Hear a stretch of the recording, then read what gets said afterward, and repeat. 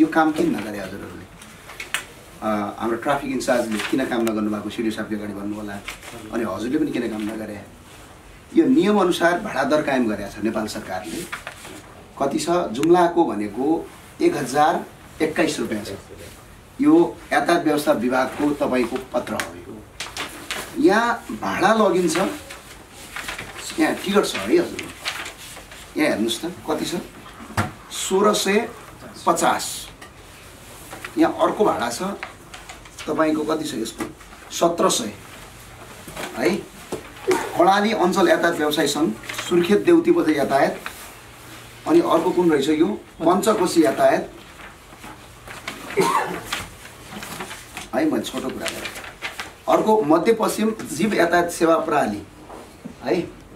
अनि एउटा अर्को के छ भने यहाँ पञ्चकोशीले फेरि यसले पनि 1500 रुपियाँ लगाएको छ। त्यसपछि सिद्धा पाइला यातायात प्रणाली यसले 1400 रुपियाँ ठोकेछ है। सुर्खेत बुलबुल यातायात प्रणाली यसले 1400 है, जुम्लासम्मको। यो भयो हुनाले तपाईँले कारवाही किन नगरे? गुनासो होइन, कारवाही किन नगरे? म यो फाइल अहिले तपाईँ ट्राफिक इन्चार्जलाई र सिडिओ साहबको अगाडि मलाई भोलि या पर्सि काम हुनु पर्यो। एक फेरि कम्प्लेन आयो भने सर हामी सिधै कहाँ जानुपर्ने जान्छौँ, आन्दोलन गर्न पर्ने नि गर्छौँ। सिडिओ साहब हजुरको अगाडि मैले बाचा गरेँ। यो जुम्ला र कर्णालीका जनतालाई ठगिरहेछन् यिनीहरूले, प्रत्येक पटक ठगिराखेका छन्। कसको हो? मध्यपश्चिम गृहमन्त्रीको हो, सिटौलाजीको हो, जसको भए पनि समाउनुहोस्। किन? तपाईँहरूले त निर्णय गरेको कुरा हो नि त, सरकारको कानुनी अधिकार कुरा। र अर्को कुरा, खुसीको कुरा, इन्चार्ज हुनुहुन्छ तपाईँ पनि, त्यहीँको मान्छे हुनुहुन्छ, सर पनि हुनुहुन्छ, सबै हुनुहुन्छ। म हजुरलाई आग्रह गर्छु, एउटा आग्रह के हो भने हजुरलाई बिन्ती पत्र हो पहिलो कुरा। दोस्रो सर हामी जे गर्न पर्ने गर्छौँ, हामी सडकमा पर्ने पर्छ, यो कारवाही गर्नुहोस्। एभ्री पिपुललाई, प्रत्येक नागरिकलाई ठगिरहेको छ सिडिओ साहब। के 2-4 जना गुन्डा डराउनु भयो तपाईँहरू? यत्रो प्रहरी प्रशासन छ, के डरा? मलाई त थाहा छ नि त, मध्यपश्चिममा यातायातमा भनेको त्यस्तै केटाहरू खटाउने हो।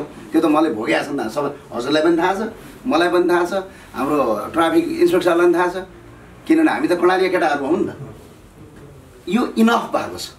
यो प्रमाणसहित हजुरलाई आज म पेस गर्छु सिडिओ साहब र तपाईँहरूलाई। हजुर 2 जना प्लस सिडिओ साहबको समन्वयमा आज गाडीको प्रत्येकको टिकट चेक गर्नुहोस् इन्सपेक्टर साहब। 2 जना कतिजना मान्छे खटाउने हो? प्रहरी पुग्दैन भने सिडिओ साहबलाई बिन्ती छ, केही प्रहरीका लागि हजुरले समन्वय गरिदिनुहोस्। यो इनफ भयो।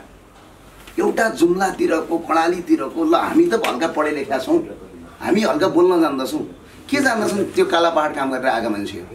यहाँ 1000 तोकेको ठाउँमा 1500, 1600, 1700 भाडा 1800सम्म दिने। जुम्लासम्म पुग्ने भएकोले एकचोटि परदेश प्रहरीलाई पनि भन्नु होइन, त्यो भनौँ न। पहिला त यहाँ जस्तो यहाँ त सुर्खेतपट्टि छुटाउने यहाँबाट हो। सुर्खेत बाहिर टिकट त्यहाँ बाटोबाट टिकट काट्ने सुर्खेतबाटै हो है। यिनीहरूका सबैका सम्पर्क कार्यालय सुर्खेतै छ। सुर्खेतको छ भने हजुरको एरिया पऱ्यो, अनि हजुरको पनि पऱ्यो र हजुरको पनि पऱ्यो। त्यो भएको हुँदाखेरि म यो फाइल हजुरलाई बुझाउँछु, यो आधिकारिक फाइल। र यो फाइलको मलाई कुरा चाहिएन है इन्सपेक्टर साहब, र हजुरलाई पनि है। मेरो बानी हजुर सबैलाई थाहा छ, सिडिओ साहबलाई मलाई कुरा चाहिए होइन। भोलि या पर्सि हामी एकपटक फेरि हामी हिडन अनुगमन गर्छौँ। हजुर इन्सपेक्टर साहब हुनुहुन्छ, तपाईँ हुनुहुन्छ, म आग्रह गर्छु सिडिओ साहब यो बन्द हुनु पर्यो। बस यो सिडिओ साहबलाई यो फाइल हजुरले समन्वय गरिदिनु होला यो फाइल अन्तर्गत। मेरो यति हो, केही लामो कुरा होइन। अनि अर्को कुरा, हजुरले कम्प्युटरका लागि निवेदन दिनुभएको छ कि छैन? निवेदन त देला नि त, लेखाले दिने होला नि। उता हजुर मालपोतमा हो होइन, मैले इस्टिमेट गरेर पनि बोलेको, इस्टिमेट गरेर पनि पठाएको विभागमा। अब विभागले पैसा पठाइदिन्न, कर्मचारीको लागि पनि कर्मचारीलाई मात्र दोष दिँदिन। बिचरा यसरी बसेको छ, कम्प्युटर फन फन फन फन घुमेको छ। कहिले कुन जमानाको कम्प्युटर ल्याएर राखेको छ? नेट छ कि छैन? नेटको स्पिड फुल छ। किनभने जनतालाई काम गर्ने काम त पारदर्शिता हुनु पर्यो। हजुरलाई यदि नेटको स्पिड छैन भने अहिले नै विमला केसीज्यूको अगाडि धर्ना बस्नु म बस्छु ल। उहाँले यहाँ के भन्नुहोस्, मस्त माग राखेको हो नेटको कति राखिदिनु पर्यो गाडीलाई 13 सिटलाई 20 सिट बनाएको छ। एउटा प्रतिमाहरू छ होइन, यसलाई उहाँलाई चाहिएको आवश्यक मलाई फोटोकपी दिनुहोस् न। उहाँले के भन्नुहुन्छ भने अझै पनि त्यहाँ कम्प्युटर सेट 5 थान चाहियो, प्रिन्टर सेट 5 थान चाहियो, नेटवर्किङ वायर चाहियो, ब्याकअप 500 वाट चाहियो भन्नुहुन्छ है। ब्याकअप यसलाई फोटो गर्नु त साँच्चै अब मैले त कम्प्युटर टेबल 5 ल मैले ज्यादा कुरा गरिनँ हजुरहरूलाई, हजुरहरू दुःख नमान्नु होला है, किनभने त्यो पीडा हामीलाई थाहा छ। अब इन्स्पेक्टर साहबलाई त थाहा छ, म व्यक्तिगतले बढ्दै फुकालेपछि भाइ भनौँला, प्रणालीका हुनार युवाहरू त्यो बिर्ता मोडमा एक्सिडेन्ट भएर मरे, सिर्फ सरकारी कारणले, सिर्फ यातायात व्यवसायको लापरवाही कारण। स्वयं हाम्रा कति दाजुभाइहरू मरेका छन्। आज कोही तपाईँको उपसचिव हुन्थ्यो होला, कोही सिडिओ साहब भएर बस्थ्यो होला। यो अब फेरि नहोस् है। हजुरहरूलाई म यो सिडिओ साहबकोबाट हजुरको त्यो समस्याका लागि म कुरा गर्छु एक फेरि, किनभने पछाडि सरकारसँग इनफ बजेट छ है।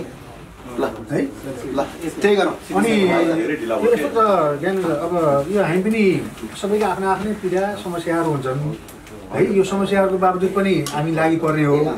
एउटा अर्को समस्या पनि छ सिडी साहब है। एकजना यो जो काठमा सिया बोकेर हिँडिरहने केटाहरू अहिले बिजनेस गरिराखेका छन्, उनीहरूलाई त रोजगारी पाएको हो नि त। लफङ्ग भएर हिँड्नु भन्दा त सिया बेचेर हिँड्नु राम्रो हो। तर यहाँका केही पत्रकार भन्ने पार्टीका केही पत्रकार त नभनौँ, म पत्रकारै भन्दिनँ यिनीहरूलाई। यिनीहरूले चाहिँ बिना कसुर उनीहरूलाई प्रहरी लगाएर अस्ति पक्राउ गरेछन्, जो उनीहरू दोषी नै छैनन्। एउटा व्यापार गर्नेको त चरित्र हत्या हो। यो पत्रकारिता पनि यहाँभित्र अलिक गलत छ। भयो भन्नाले एकपटक हजुरले यहाँ डिएसपी साहब एसपी साहबसँग कोअर्डिनेसन गरेर चरित्र हत्याको मुद्दा आज दर्ता हुन्छ। किनभने यो व्यवसाय गरेर खाने युवाहरूलाई हामीले यदि त्यस्तो गर्दै गयौँ भने भोलि साँच्चै एउटा बेरोजगारको सिर्जना हुनसक्छ। त्यो चाहिँ हजुरको ध्यान जाओस् है। यो मैले मौखिक कुरा गरेँ। सर्वप्रथम त सबैलाई नमस्कार, सिडिओ साहबलाई र हाम्रा तिनटै सरहरूलाई पनि है। आज हामी मुख्यतया के भने सुर्खेतमा मालपोतको समस्या, मालपोतको सरलाई पनि बोलायो भन्ने थियो, मैले त बिर्सेछु अघि। मालपोत हामीले मन्त्रीज्यूसँग पनि गएर कुराकानी गऱ्यौँ। यो चाहिँ सिडिओ साहबको मादातमा छ भन्ने कुरा बुझियो, किनभने यो सङ्घले लगेको छ।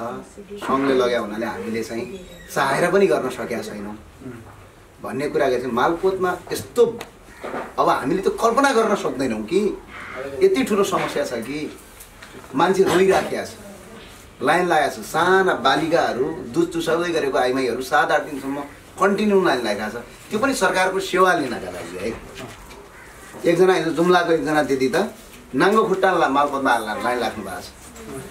त्यो भएको हुँदाखेरि यो मालपोतको विषयलाई सिडिओ साहबलाई मेरो आग्रह छ। अब हजुर त यहीँको मान्छे भएपछि मैले केही पनि बोल्न परेन है, किनभने हजुरले समस्या सबै थाहा छ। यसलाई कसरी हुन्छ छिटोभन्दा छिटो यसलाई समस्याको समाधानतिर लाग्नुपर्छ। यो हजुर विषयमा कुराकानी यो मालपोतको विषयमा हजुर पनि त्यहाँ जानुभएको थियो होइन। अब म त यो छिमेकी पनि भइहाल्यो, छिमेकी घर भइहाल्यो, त्यो थाहा भएर अलिक युट्युबमा पनि हेरेँ, थप अरू त्यहाँ पनि हेरेँ। मालपोतको के छ भने अलिक बिचमा आएर योभन्दा अगाडि म आएको यहाँ 8 महिना भयो, लकडाउनको कारण थप्पै बन्द, त्यसपछि सबै सेवा गरेर वात्तै यहाँ त्यो भएर पनि प्रेसर बढिनु। अर्को समस्या के देखियो भने यो जुन अहिले अधिकार छैन प्रदेशमा भनेर भनेको नि, रिसोर्स मालपोतको प्रदेश सरकारमा स्थानीय पालिकामा जान्छ। मैले उहाँहरूसित कुरा गरेँ, मन्त्रीज्यूलाई पनि भेटेँ, तपाईँहरूसित रिसोर्स छ, त्यो रिसोर्स हामीसित अधिकार, तपाईँहरूसित अधिकार छैन, हामीसित अधिकार छ, तर रिसोर्स तपाईँहरूसित छ, रिसोर्स दिनुहोस् भनेर भन्दा अहिलेसम्म 1-5 विषय पनि जाँदैछ उपलब्ध भएन। प्रदेश सरकारले कहाँनिर जाँदै गरेर यो जस्तो मालपोत कार्यालयको भवनदेखि माथिल्लोटिको बिल्डिङ छ नि, अब यो त्यो पनि मालपोत कार्यालयमै आउँदैछ, यो त्यही कम्पाउन्ड भित्रको। त्यो मैले त्यहाँ वन तालिम केन्द्र भनेर राखेको थिएँ। वन तालिम केन्द्रलाई अस्तिको शनिबार मैले भन्दा यो हटाइनु पऱ्यो, त्यहाँ सेवा गराएको चाप धेरै भयो, सेवा प्रयोग गर्ने ठाउँ भएन, अपर्याप्त भयो, यो एउटै कम्पाउन्ड हो। एउटा भन्दाखेरि सुनवाई नै नभएपछि मैले अस्ति प्रहरी प्रयोग गरेर शनिबारको दिन सबै सामान जबरजस्ती मैले त्यहाँदेखि एक किसिमले लहरे भन्दा पनि हुन्छ, क्याप्चर गरेँ मैले त्यसलाई एउटा। अनि सडक विस्तार गर्ने क्रममा मालपोत कार्यालयको अगाडिपट्टि पर्खाल ड्याम कि ड्याम भत्काइयो। अनि मैले प्रदेश सरकारले भत्कायो भनौँ न, प्रदेश सरकारले किन अब पर्खाल त बाटो त बनाउनुको ठिक छ, पर्खाल भत्काएपछि मालपोतले सित मालपोत बनाउने विकासी अफिस होइन, खालि रासो उठाउने मात्रै है, आफूसित विकासी अफिस बनाउँदैन, पर्खाल बनाइनु पऱ्यो भन्दाखेरि यो सङ्घको जग्गा हो, प्रदेशले बनाउन मिल्दैन भनेपछि त्यसो सङ्घलाई नसोधेर किन पर्खाल भत्कायो त भनेर क्वेसन गरेँ। यो भएन। यो हामी सबै सङ्घ भने पनि प्रदेश भने पनि पालिका भने पनि सर्भिस डेलिभरी नै हो राज्यको उद्देश्य सबैको अन्तिम उद्देश्य भनेको राज्यको सर्भिस डेलिभरी हो प्रकार बनाइनु पऱ्यो मालपोसी पैसा छैन भन्दाखेरि भन्दा नभएपछि पर्सनल एउटा रिलेसनको भरमा हाम्रो यो आर्थिक मामला मन्त्रालयको सचिव घनश्याम उपाध्याय हुनुहुन्छ म पनि सुर्खेतकै अनि मैले भाइ भन्छु है भाइ यो त साह्रै बिजोग भएर त्यो त त्यहाँ त बदाम बेच्ने सुन्तला बेच्ने दिन्छन् छाडा कुकुर तिर्छन् त्यहाँ गाई पनि पसिसके त्यो बिजोग भइगयो यार त्यहाँ त्यसरी भनेपछि अनि फास्ट चाहिँ मैले नै ढाएर 10 लाख रुपियाँ बजेट विनियोजन भएर अहिले अब बढ्नु भने पठाएको छु त्यस भावनाले के भने अब अलिकति ग्याप के भयो भनेपछि अधिकार प्रदेशित छ के अरे छैन तर रिसोर्स छ बजेट त मलाई थाहा इनफ छ नि हैन अनि हामीसित के भयो भने रिसोर्स छैन एकदम कमजोरी अवस्थामा यसको सम्बन्धले के गर्नु यसको सम्बन्ध मैले यही त हो गरिरहेको अनि मैले फेरि पालिका प्रमुखलाई बोलाएर मिटिङ गरेँ मैले कहिले मिटिङ गरेँ भनेपछि अनि उनीहरूसित हिजो पनि मालपोतको पनि रजिस्टरमा पढेको सुनाउँदै थियो अंशु प्रसादले त्यसपछि दोस्रो मिटिङ भनेको यही विषयलाई सम्बोधन गर्नको लागि अस्ति शुक्रबार बिहिबारको दिन फेरि त्यहाँ उहाँहरूलाई मिटिङ त्यहाँदेखि पालिका प्रमुखलाई सबै बोलाइयो अनि बोलाएर सबै पालिकाहरूले किनभने त्यो राजस्व पालिकाहरूमा पनि जाँदैछ गइरहेछ तपाईँहरूले अहिले तत्काल एक एकजना कर्मचारीलाई एक ठाउँ कम्प्युटर पठाइदिनुहोस् किनभने माथि घर खालि अब भयो त्यहाँ व्यवस्था गर्दैछु भनेपछि उहाँले हुन्छ भन्नुभएको छ त्यसको परिणामस्वरूप हिजो लेखबेसीले यो 16 गतेसम्म पठाउँछु भन्नुभएको छ हिजो लेखबेसीले एकजना कर्मचारी पठाउने भनेर पत्र आएछ त्यो बोलाएर आएछ र विराट नगरपालिकाले 2 जना कर्मचारी पठाएको हो अनि विभागमा मैले चाहिँ भनेर 3 जना कर्मचारी आउँदैछन् अबको एक हप्ताभित्रमा आउँदैछन् विभागमा त्यसपछि अनि त्यस बाहेक पनि अर्को सिस्टम के भने जुन अब यो टोकन प्रणाली चाहिँ छ मैले बिचमा कहाँनिर ग्याप हो भने पहिलाको हाकिम साहब हुनुहुन्थ्यो लक्ष्मी खत्री फ्याक्टै उहाँ अब स्वर आउनुभयो अर्को नयाँ हाकिम साहब आउनुभयो पहिला टोकन वाइज चाहिँ लागु भएको थियो टोकनमा यिनीहरू मालपोत कर्मचारीले अलिकति धाँडी गरेर कसो भनेपछि यसो चिन्जान गरेर दियो अर्कोलाई चाहिँ नदिने अनि यस्तो यस्तो भएपछि कुरा बाहिर आयो अब के स्थिति गरेर कस्तो आयो भनेपछि दलालभरि झ्यालमा जनताभरि सडकमा भएकै त्यही सुन्नुहोस् है त्यहाँ त्यस्तो भयो त्यसपछि ती दलालले पनि के भने एकदम प्रभावमा पारेर जुनसुकै खालको प्रभावमा पारेर कर्मचारीलाई अनि अप्ठ्यारो पार्ने असहयोग गर्ने दलालहरूको प्रवृत्ति त्यो देखियो है दलालहरूको प्रवृत्ति जसरी हुन्छ भद्रगोल बनाएपछि नै दलालहरूलाई फाइदा हुँदो रहेछ मैले त्यो उनीहरू साइकल त्यो बुझेँ जसरी हुन्छ भद्रगोल बनाउँछु सिस्टम भत्काउनु पर्ने किनभने त्यो भत्किएपछि त दलालहरूलाई आफ्नो स्वार्थ पुरा हुँदो रहेछ त्यसपछि अनि यो पनि मैले एनालाइसिस गरेँ अनि अब यसैको परिणामस्वरूप के यो पहिला त्यहाँ कर्मचारीको एटिच्युड कुरा पनि छ तपाईँको एउटा समस्या के छ भने सुरु छ 22 जना कर्मचारी छन् है जस्तो हिजो हामी अनुगमन गएको थियौँ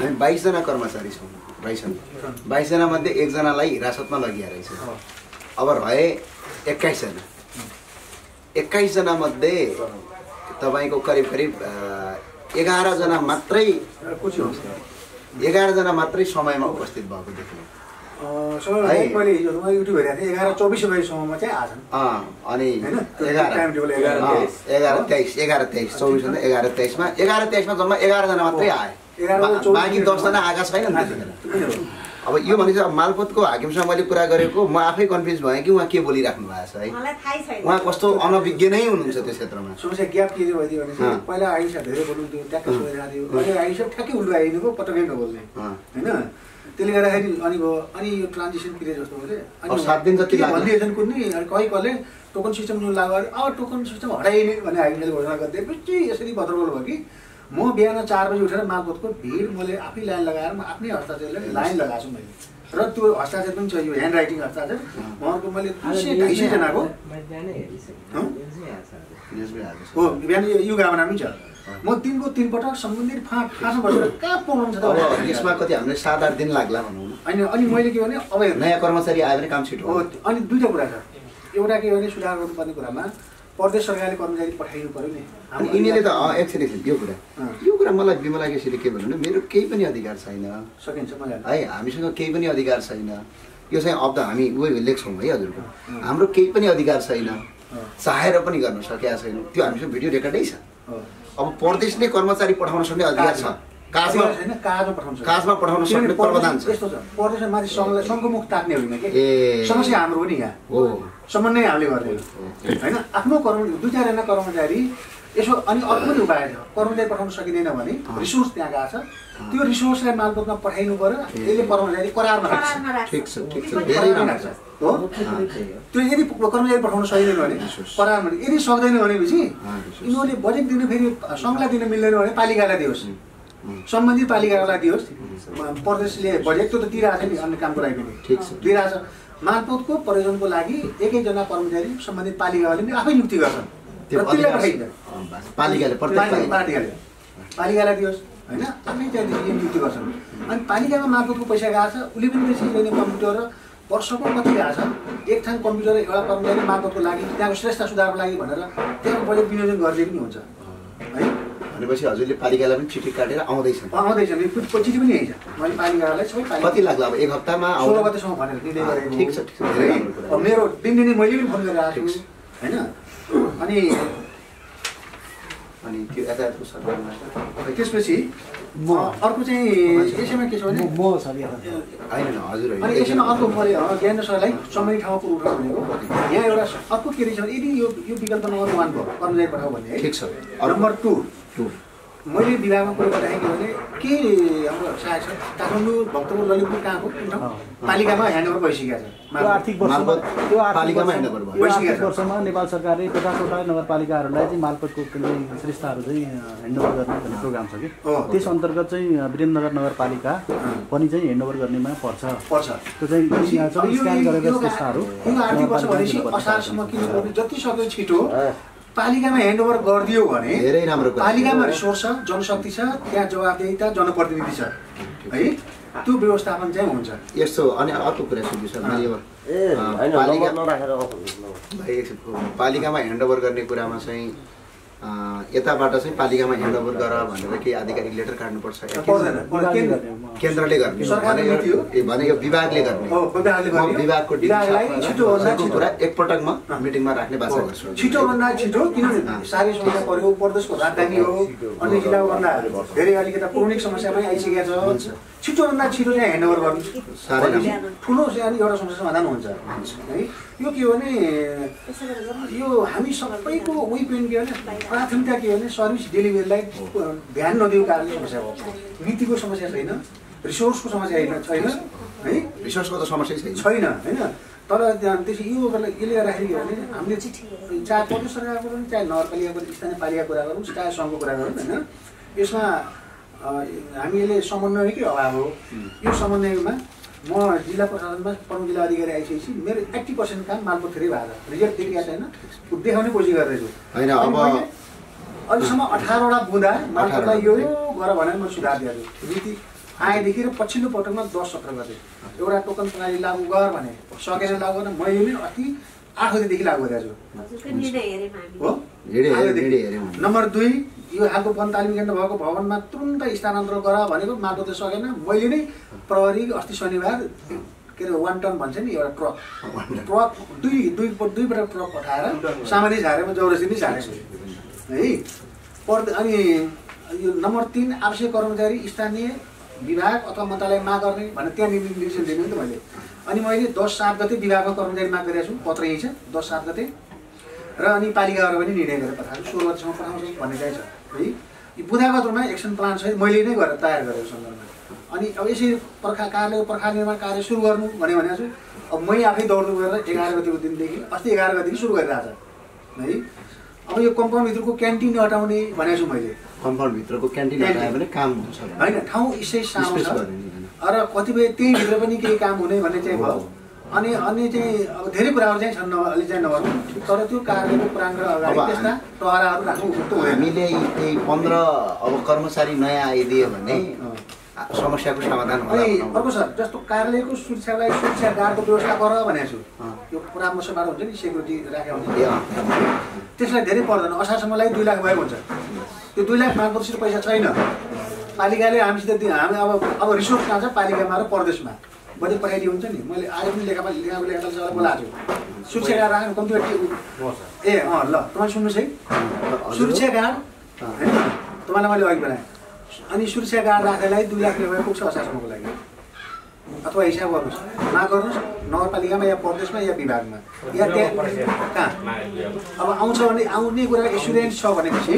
तपाईँ सूचना निकालिहाल्नु सूचना नै पठाउनु हाम्रो सूचना निकालिसकेको भन्नुहुन्छ है सुरक्षा गार्ड राख्नु पऱ्यो के एउटा संवेदनशील अफिस हो तपाईँ हाम्रो घरको पैसा जाने होइन नि भएको रिसोर्सलाई मोबिलाइजेसन गर्ने हो होइन त्यस कारणले गर्दाखेरि यो सुरक्षा गार्डको कुरा है त्यसै अर्को कुरा मैले के भने अब त्यहाँ शौचालयको कुरा छ हिजो पहिले पनि फोन भएको छ एउटा ढोकै छैन भने हो मैले थाहा गरिरहेको छु गर्ने के मेरो बुवाले पनि निर्सम्म तर यो हुन्छ पुरुषलाई ढोकै नचाहे जस्तो बुझियो नि त अब यो पनि हुन्छ मैले यसलाई लेखेको छु यसमा अब कर्म छ अर्को कुरा पनि हेर्नु मैले यी त अब सबै व्यवस्थित गर्दै जाने कुरा म एउटा कुरो सबभन्दा ठुलो आशावादी के छु भने हजुरप्रति अबको 1 हप्तादेखि 15 दिनभित्र यो समस्या समाधान होला र अर्को हजुरलाई पनि हजुर हुनुहुन्छ नि त्यहाँ कोषा अध्यक्ष होइन उहाँको हजुरलाई अब त्यो सुरक्षा गार्डको कुराहरू अब आशावादी छु मन्त्रीज्यूले पनि भन्नुभएको छ हजुरले त गरि नै सक्नु भएको छ हाम्रो निर्णय पनि हेरौँ यसका लागि धेरै धन्यवाद हजुरलाई अर्को एउटा कुरो भने एकपटक सकिन्छ भने सिडिओ कार्यालयको माताहतबाट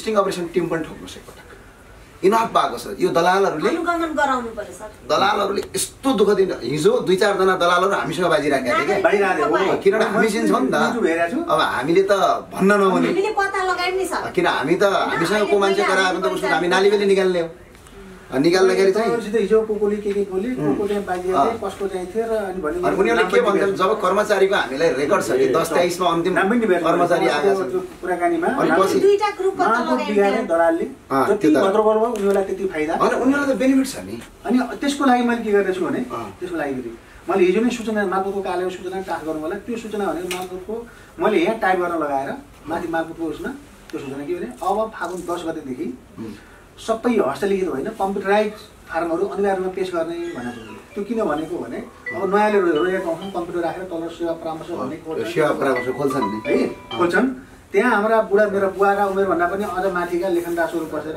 नअचेर बुझिन्छ तिनले चाहिँ हिसाब किताब अब जे हो तिनले गर्ने तिनीहरूलाई विस्तारित गर्दैछु अनि म आएपछि नै त्यो कार्यालय प्राङ्गणमा कुनै पनि लेखापढी व्यवसायहरू छैनन् सब पर पिपल चौतारामा गएको छु अहिलेसम्म 15 जना लेखापढी व्यवसायलाई मैले हाले पनि उसलाई यहाँ दिनभरि है अनि गडबड गर्नलाई मैले बाँकी राखेको छु हाम्रो साथीहरू सबैको फोन अफ गरौँ है साइलेन्ट अनि पुरै साइलेन्ट त्यसपछि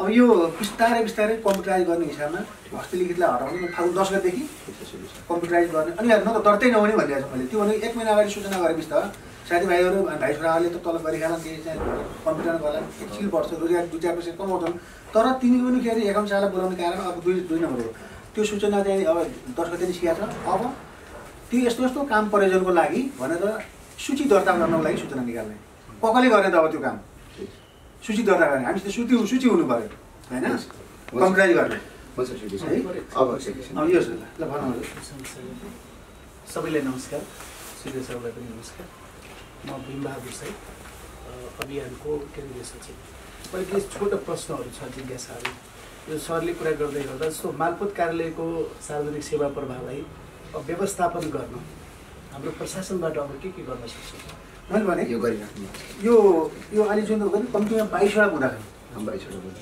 मैले अहिलेसम्म देखेको भोगेको आज बिहान पनि मैले सम्झेर 3टा बुढा कर्म छ यही हो यति चाहिँ गरेपछि सबभन्दा ठुलो समस्या अहिलेको अब कार्ययोजना हजुरले लेखेको मैले यो गरिरहेको दोस्रो प्रश्न मैले सोधेँ सबै चट हुनको लागि त मैले 2टा विकल्प छ एउटा हामी पनि साथमा पालिकाले पठाउनु पर्यो हैन अब दोस्रो यदि त्यो अनि अरु के आइदर विभागले छिटोभन्दा छिटो पालिकामा ह्यान्डओभर गर्नु पर्यो हजुर त्यो पनि सक्दैन भने यिनी व्यवस्थापनमा सानोतिनामा हामी लागिपऱ्यौँ ओके दोस्रो प्रश्न मालपोत कार्यालयमा हुने गरेको जुन कर्मचारीलाई हामीले हेऱ्यौँ त्यहाँ हेर्दाखेरि यदि अनुशासनविहीन कर्मचारी हुनुहुन्छ जो चाहिँ सरकारी सेवा पास गरेर आउनु भएको छ उहाँहरू अध्ययन पनि गरेर आउनु भएको छ सेवाग्राहीप्रति गर्ने व्यवहार व्यवहार भन्दा पनि त्यहाँ दुर्व्यवहार छ अब यो दुर्व्यवहारलाई नियन्त्रण गर्न हाम्रो प्रशासन कार्यालयको भूमिका के हुन्छ यो तपाईँले भनेको कुरा पछिल्लो चरणमा मालपोतको कर्मचारीलाई सोध्नु होला प्रत्येक दिन म 4 बजीतिर गएर मालपोतकै कार्यकक्षमा हाकिमको कार्य यति नमजाले गाली गरेको होइन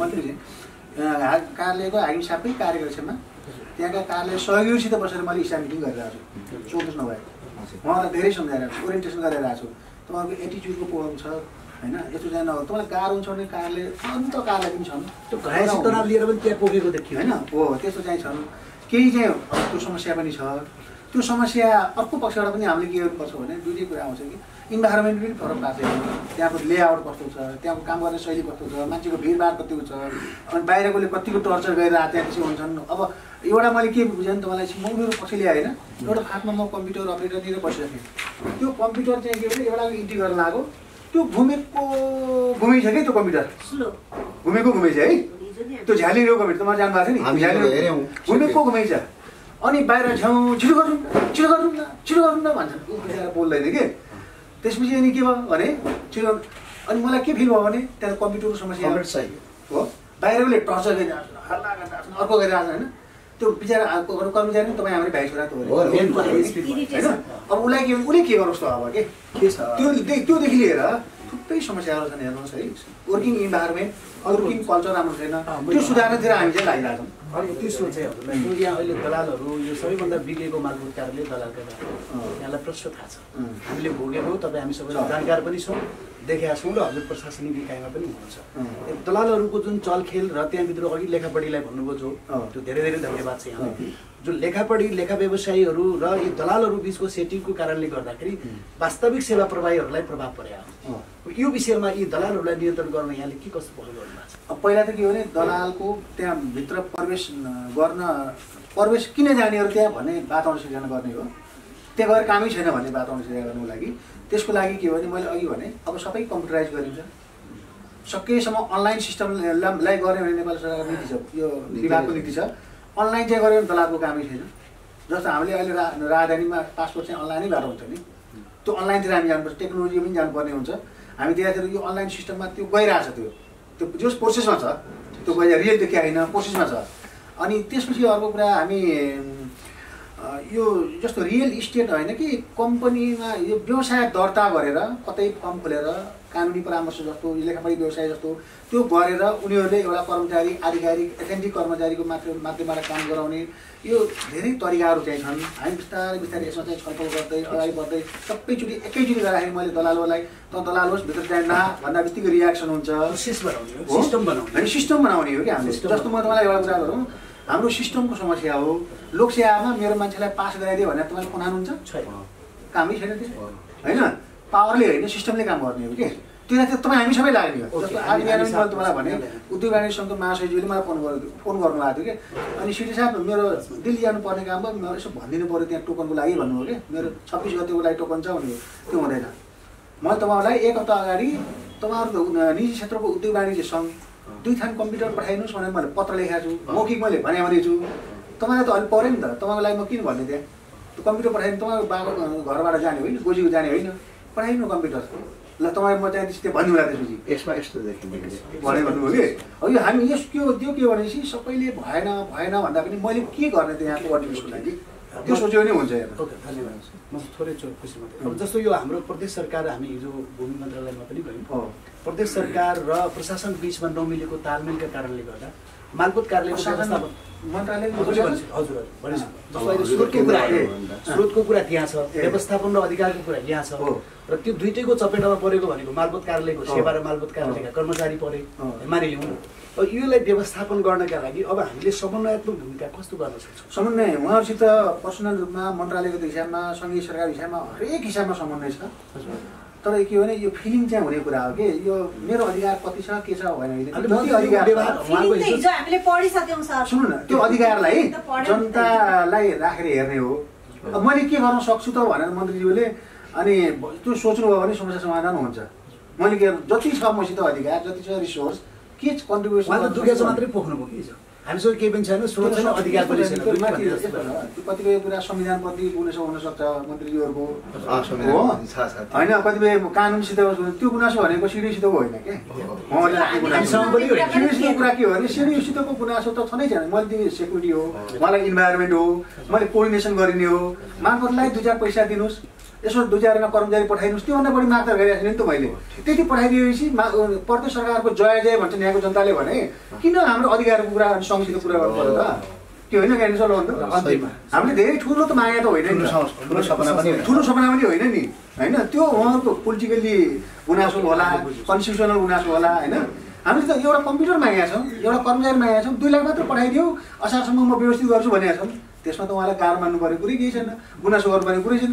उहाँले त्यति हामीले मागेको दिए अथवा उहाँले तपाईँलाई के चाहिएको छ भने बोलाएपछि त म पनि स्थानीय नै हो कि सिडी भनेर म प्रत्येकमा म दौडेकी छु, गएकी छु, घुमेकी छु है। मन्त्रीज्यू गएको त्यहाँ म करिब म दिनदिनै म रुटिन बनाएरै कुन मन्त्रीलाई भेट्नुपर्छ म गएकै छु के समन्वयको लागि हो त्यहाँ होइन। फेरि स्थानीय नै उहाँले दिनु दोहोरो रेस्पोन्सिबिलिटी हो कि मेरो है। बसन्जेल नराम्रो गर्नु छैन, सकेछ राम्रो नै गर्ने हो।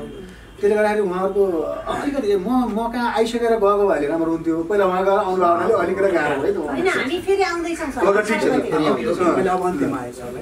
जस्तो अब यो क्षेत्रमा कर्णाली प्रदेशमा हामीले यहाँबाट यो भ्रष्टाचारका कुराहरू छन्। अब यो विशेष गरी सरोकार राख्ने निकाय भनेको प्रशासन कार्यालय हो, नजिकै हाम्रो अख्तियार दुर्ग अनुसन्धान कार्यालय पनि छ।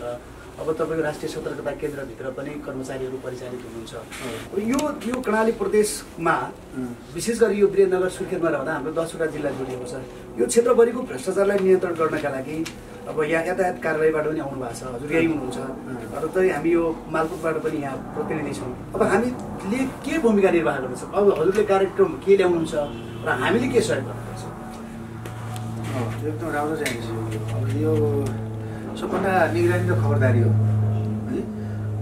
पहिला के हुन्छ भने एउटा त अलि हल्लै हल्लाको भरमा पनि हामी पछि दौडिहाल्ने प्रवृत्ति पनि छ, त्यो पनि एउटा समस्या हो।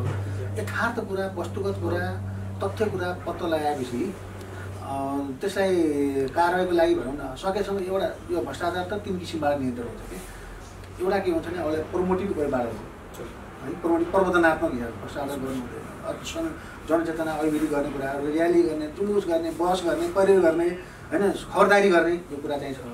अर्को अब क्युरेटिभ कुरा चाहिँ छ भनेको उपचारात्मक यदि गरिहाल्यो भने होइन उसलाई सम्बन्धित निकायमा कारवाही गर्नुहोस्, हामीसित प्रमाण छ, तपाईँहरू किन कारवाही नगरे भनेर त्यहाँ उनीहरूलाई सचेत गराउने के त्यतातिर हुन्छ होइन। त्यो भएर यहाँहरूको भनेको यहाँहरू अब अलिकति नागरिक समाजको तर्फबाट भन्दाखेरि त्यो तपाईँहरूको भूमिका भनेकै अलिक बढी प्रोमोटिभ नै हुन्छ, सचेतना अभिवृद्धि गर्ने हुन्छ, खबरदारी गर्ने हुन्छ, बहस पैरवी गर्ने हुन्छ, हामीलाई सचेत गराउने हो। हामी के भने सही ट्र्याकमा छौँ कि छैनौँ त्यसमा तपाईँहरूले क्वेसन गर्ने एन्सर माग्ने हो कि के हो सचेत गरिएको, प्रमाण पनि भेटाएको, मुद्दा पनि परेको। तर अख्तियार दुरुपयोग अनुसन्धान आयोग कार्यालयले अनुसन्धान गर्ने क्रममा तपाईँहरूलाई के एउटा आरोप लगाउँछ भने हामीले चाहिँ अनुसन्धान एकदम बढायौँ तर अनुसन्धानमा हाम्रो चाहिँ प्रभावकारी हुन सकेन, त्यसको मतलब हामीलाई सहयोग भएन भन्ने कुरा गर्छ र त्यो फाइलहरू केही थन्किएको छ। यहाँलाई पनि थाहा छ कर्णाली प्रदेशका अनुसन्धानमा सहयोग गर्नु भने कि सिडिओ प्रशासनिक त्यस्तो होइन, त्यो होइन। प्रशासनले असहयोग र असहयोग भन्ने अख्तियारसँग सम्बन्धित कुरा नै हुँदैन। म उहाँको हाकिम साहबसँग एकचोटि बसेँ होइन। प्रशासनले जहिले पनि गर्यो भने उहाँहरूले अनि अनुसन्धानको क्रममा मागेको सहयोग, उपलब्ध गराउनु पर्ने कागजात, उपलब्ध गराउनु पर्ने व्यक्ति, त्यस्तो आरोप लागेका व्यक्ति सबै उपलब्ध गराउनेमा हो। अहिलेसम्म मेरो जानकारीमा चाहिँ छैन। धन्यवाद। म थोरै अन्तिममा गएछ हाम्रो यातायातबाट पनि सराउनु भएको छ। यातायातको कुरा फाइलै छ। यातायातसँग जोडिएको जुन अनियमितताको विषयमा जुन एउटा सेटिङको कुराहरू छ यहाँहरूले देखिरहनु भएको छ, बजारतिरका सेटिङहरू हामीलाई थाहा छ। भोलि के होला भने तपाईँ हामी सबैले देखेको कुरालाई निगरानी गरेनौँ भने बढ्दै जाने कुरा हो। सबैभन्दा बढी चाहिँ तपाईँको भ्रष्टाचारको बिन्दु पर्ने भनेका यातायात कार्यालय, मालपोत कार्यालय, राजस्व कार्यालयहरू, यिनीहरू जुन स्रोत जस्तो एउटा क्षेत्र सरकारी निकायहरू छन् त्यहाँभित्रमा यातायात कार्यालय पनि एउटा छ। सरले यो विषयमा कसरी हेरिरहनु भएको छ कर्णाली प्रदेशमा? यातायात सेवा कार्यालयबाट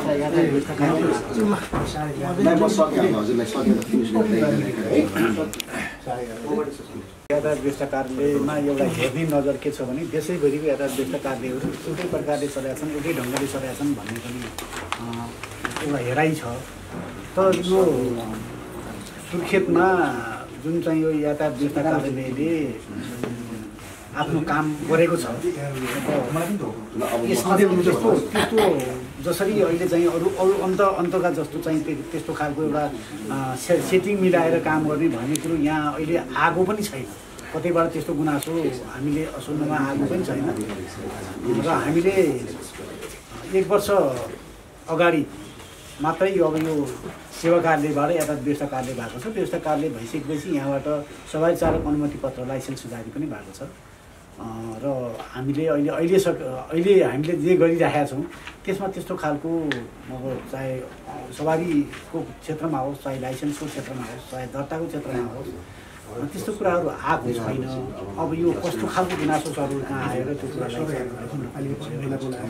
हामीले चाहिँ यसलाई व्यवस्थित गर्न हामी लागे पुगेसम्म अब त्यसको यातायात व्यवस्थापन समितिको अध्यक्ष शिरू साहब हुनुहुन्छ, हामी बेला बेला त्यसको बारेमा हजुर बसेका छौँ र हामीले चाहिँ लाइसेन्सलाई यति धेरै पारदर्शी गराएका छौँ कि एकैजना कुनै पनि मान्छेले 100% त्यसको यो चालक अनुमति पत्रको परीक्षाको परिवर्तन परीक्षाको विधि पुरै 100% अङ्क ल्याउनु पर्ने र उसले ट्रायल पास गर्नै पर्ने र ट्रायल पासमा पनि हामीले सीसी क्यामेरा जडान गरेका छौँ र त्यहाँ पनि त्यो उसलाई विभागीय मापदण्डलाई कायम गरेर ट्रायल सेन्टरको वरपरको भागलाई पनि तारबार गरेका छौँ। मान्छेहरू त्यहाँ जो भाइ छिटै जान सक्दैन र त्यसलाई व्यवस्थित गरेका छौँ र हामीसँग अहिले कोटा पनि थोरै छ। 200 दिनमा 200 जति मात्रै मान्छे चाहिँ त्यो परीक्षामा फारम लाउन पाउँछन् र हप्तामा आइतबार सोमबार मङ्गलबार बुधबार 4 दिन मात्रै यो लाइसेन्सको फारम खुल्छ, अनलाइन फारम खुल्छ। त्यो अनलाइन फारम विभागकै वेबसाइटबाट खुल्ने हो र उनीहरू अनलाइन भरिसकेका मान्छेहरू यहाँ परीक्षा दिन आउँछन् र उनीहरूको लिखित परीक्षा हुन्छ। लिखित परीक्षामा पास भएकाहरू ट्रायल परीक्षामा जान्छन्। हामीसँग बरु यहाँ मलाई एउटा भन्ने अवसर पनि मिल्यो, कर्णाली प्रदेशमा धेरै राजस्व उठाउन सफल भएको र आफ्नो केही काम भएको छ भनेर साँच्चै गर्व गर्न लायक एउटा यातायात कार्यालय पनि हो। हामीसँग रिसोर्स छैन, हामीसँग पनि त्यही समस्या छ। कर्मचारी थोरै छन्, थोरै कर्मचारी हुँदाहुँदै पनि हामीले केही कर्मचारीहरूलाई 7-8 हजारमा कर्मचारी हायर गरेर उनीहरूलाई चाहिँ करारमा लिएर हामीले सेवा प्रवाह गरिरहेका छौँ। त्यहाँ त्यस्तो अवस्था छ। हामीसँग रिसोर्स पनि छैन, हामीसँग चाहिने इक्विपमेन्टहरू पनि छैन। जस्तै गाडीको जाँच पास गर्नु पऱ्यो भने यहाँबाट टेकु पठाउनुपर्छ। यहाँको व्यवसायले कर्णालीमै यो चाहिँ यातायात व्यवस्था कार्यालय स्थापना भएको उसले महसुस गर्न पाएको छैन। जाँच पास गरेर हामीसँग मेसिन छैन। अहिले त्यो VFTC भन्छ नि हजुर, यो VFTC भेहिकल फिटनेस चाहिँ चेक गर्ने चाहिँ सेन्टरहरू VFTC छैन हामीसँग। त्यो हामीले चाहिँ अब यो केन्द्रीय सरकारको पोलिसीमा पनि पर्छ भन्ने कुरा हामीले चाहिँ अब यो चाहिँ उमा छ र प्रदेश सरकारले पनि VFTC बनाउने भने यो वर्ष केही बजेट पनि छुट्याएको छ। हामीसँग दुईवटा कुरो छैन, VFTCको लागि जग्गा पनि छैन र अब त्यसको लागि प्रक्रिया अगाडि बढेको पनि छैन। VFTC निर्माण गर्ने भनेर प्रदेश सरकारले केही बजेट पनि छुट्याएको छ। त्यसको अझै सबै त्यसको DPR तयार भएर डिटेल इस्टिमेट त्यसको हुन सकेको छैन। र अर्को कुरो हामीसँग ट्रायल सेन्टर छैन। हामीले प्राइभेट रूपमा कुनै एउटा व्यक्तिको ट्रायल सेन्टरलाई प्राइभेट रूपमा चाहिँ सम्झौता गरेर हामीले उहरू चलाएका छौँ। यो चाहिँ लाइसेन्सको परिवर्तन परीक्षाहरू ट्रायलहरू चलाएका छौँ। त्यसमा निकै समस्या पर्छ हामीलाई, किनभने व्यक्तिसँगको सम्झौता उसको आफ्नो इन्डिभिजुअल कुरा हुन्छ। सरकारी कामहरू गर्दाखेरि गोपनीयतादेखि लिएर सबै कुराहरू गर्नुपर्छ। कहिलेकाहीँ अब हाम्रो क्यामेराहरू त्यहाँ लाने फिट गर्ने ल्याउने हामीलाई त्यो झन्झटिलो छ। हामी जोखिममा पनि यो सेवा दिन कर्णालीबाट हामी आइपरेका छौँ र मलाई एउटा गर्वका साथ भन्नुपर्दा कर्णाली प्रदेशमा यस्तो कुनै चाहिँ लाइसेन्स र कुनै सवारीको क्षेत्रमा यातायात यही नै बदमासी गरेर भनेर किटानी गर्ने ठाउँ छ। तर काम गर्दा गर्दै कहिलेकाहीँ काम गर्ने क्रममा हामी मेरिट रूपमा नजानेर कहीँ सानातिना त्रुटि भएका छन् भने त्यसलाई हामी सुधार